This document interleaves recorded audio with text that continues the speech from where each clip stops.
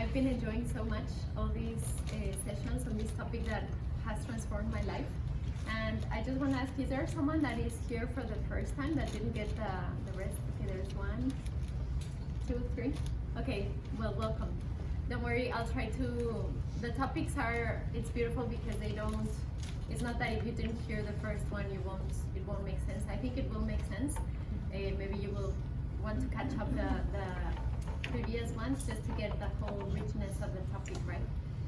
So anyway, we can just start, right? Unveiling the transformative power of the gaze. So today it's a beautiful topic because, thank you, Father. Yeah, let's just make sure that you don't get dizzy. That's beautiful. Okay, so today this topic will have this beautiful focus on how our gaze is connected to our femininity, right? And how it can enrich our femininity and how we can actually just like bring out all these, what John Paul II called the feminine genius through the transformative power that we have in our eyes, right? So we called it, well, I called it fierce and feminine, embracing the disarming force of our feminine gaze, right? So anyway, here I just took this image from the cover of my book, but we will talk about the gaze at the service of this feminine genius. I don't know how much you are familiarized with this topic of the feminine genius, but when St. John Paul II started to develop all his audiences, and he developed this beautiful topic, and he's the one that coined this term of the feminine genius, where he said that we as women have a specific mission to contribute to this world, not only as human persons, and not only me as an individual, but me as an individual that is a woman, right? And in that womanhood, we have this power and we have this beauty that actually embellishes the world and that actually brings something new to this world. Imagine a world without women. I don't know if you have ever gone to the seminaries of the legionaries. You enter and you see like just like the walls and maybe a pot with a green plant there, but there's no like, you know, the feminine touch, and well, they do a good job. Sometimes they really try. Let's acknowledge that. But of course, and then you arrive to a house where there's a woman and you see, you know, like the decoration and it's homey. So all that feminine touch is what makes this world so beautiful, right? And actually men, even though they don't pay much attention about it, they actually feel the difference. I'm sure that your husbands are like, wow, you know, like they do experience the difference when they arrive to your house and it's like clean and cozy and like homey, right? It's that feminine touch. So we will go over that feminine touch.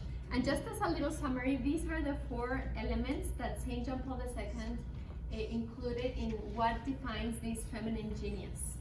I could give a whole set, like formation talks just in these 4 aspects of our femininity. So my idea right now is not to develop each of these 4 because we wouldn't have the time, and it's just so rich. You can actually read the writings of the Pope, the letter to women, where he actually develops these 4 elements, and it's very, very beautiful. But at least I wanted to mention them just because these are basic, right, in our femininity and the way we understand what are those things that we have to contribute. So the first one is that capacity that we have of receptivity. Even our bodies, the way they are built to welcome, right? Not only because we can welcome a human person in our womb, but also because when we embrace a baby, I guess our body is like warmer and it's like cozier, you know? If a man carries a baby, it's like hard and tough and caring. I mean, it's also cool, right? You also like to hug your husband, but for us it's more welcoming, and you know, like we have, it's like cushion. We have cushions. We have more cushions here and there just to make the baby feel like he's just like so welcome, right? So that is that receptivity, and then we also have that capacity that is a spiritual receptivity, where we maybe have a greater natural tendency and capacity to listen, right? To welcome a person, to be receptive to the gift that this person is for me.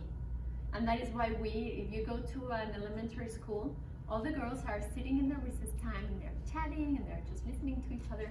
Well, the boys are there playing soccer or just like, playing like wrestling or things like that, because of this receptivity that we have. And then the second, thank you so much, Father. The second element is this sensitivity that he also gave us. And sometimes we think it's actually a defect, but it's actually a very beautiful gift that we have. And yes, it's true, sometimes it gives us a hard time because we tend to see everything through the lens of our emotions, right? But if we master our emotions, they can be a beautiful source of perseverance, because we fall in love with beauty more easily than men. We can be excited, and we can have that sensitivity to the beautiful things, right? We have that longing for God and for eternity that we can actually feel it in our flesh. And that is something very beautiful, because that way we are more drawn. That's why when you go to church, most probable 80% of the population in that church will be women, right? And that happens a lot. And then the third element, the generosity, right? And I'm not saying that men are not generous, but maybe we have a greater capacity. The other day I was having this beautiful conversation with a priest, and he was like, I really admire you women, like all you have to pass through in your, in your feminine cycles and all that stuff that I don't understand, but that makes you tough.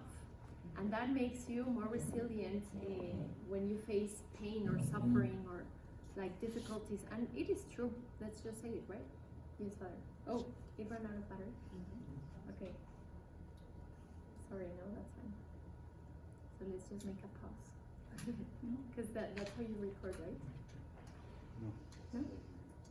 Oh, I thought it was connected to them.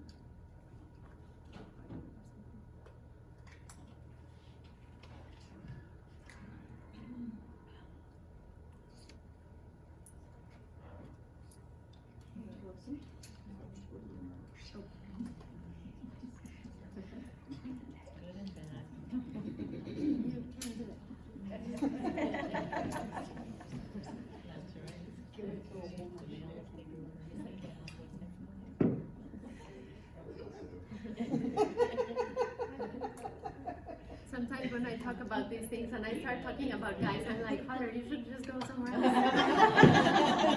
so that I can talk freely. But I guess he agrees with all that I say. He better agree. Okay. So with generosity, yeah, we have just that capacity. We have that capacity that we can endure more self-giving, right? And we can be more patient. And I'm not fostering with these comments that men are not patient. You understand what I'm saying, right? John Paul II explains it in a way more beautiful way than I can. But anyway, I'm just giving you a little summary. And then the fourth element is the element of maternity, right? And we all are called to it.